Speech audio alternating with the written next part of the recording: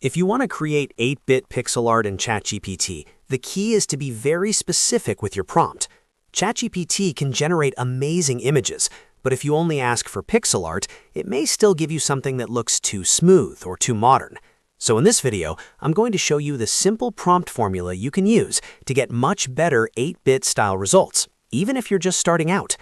And if you enjoy tutorials like this, go ahead and hit the like button and subscribe for more quick ChatGPT tips, AI tools, and creative workflows. Let's jump right in.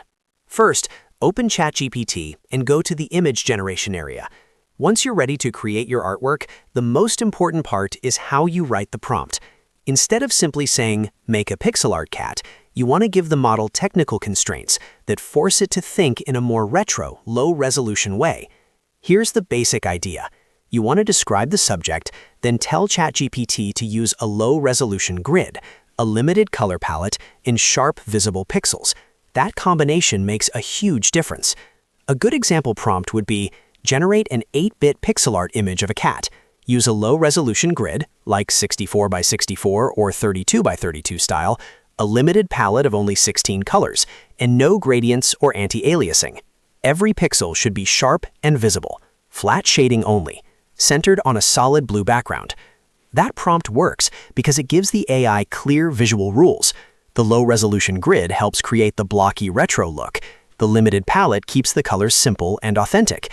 And by saying no gradients and no anti-aliasing, you prevent the image from becoming too smooth or polished. If you want to change the subject, just swap out the object in the prompt. For example, you could ask for an 8-bit pixel art spaceship, a retro pixel art wizard, a pixel art game character, or even a small pixel art landscape. The same formula still applies, just keep the constraints in place.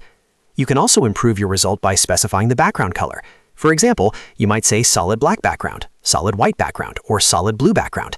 That helps the composition look more like classic retro game art and gives the subject a cleaner silhouette. Another useful tip is to keep the composition simple.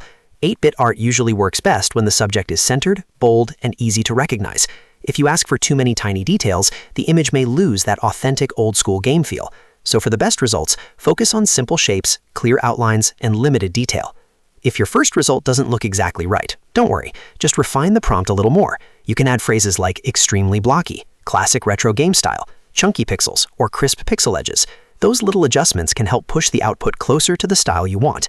You can even ask ChatGPT to recreate the look of old console artwork, but be careful to keep it generic and descriptive rather than naming specific copyrighted characters or styles. A safe way to phrase it is something like classic 8-bit fantasy game art or vintage arcade pixel art style.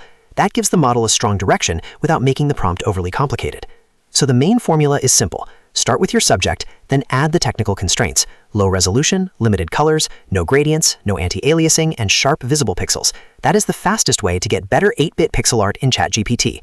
Try a few variations, compare the results, and keep tightening the prompt until you get the look you want. Once you find a formula that works, you can reuse it for characters, icons, scenes, and game assets. If this tutorial helped you, make sure to like the video and subscribe to the channel for more easy AI tutorials and creative prompt tips. Thanks for watching, and I'll see you in the next one.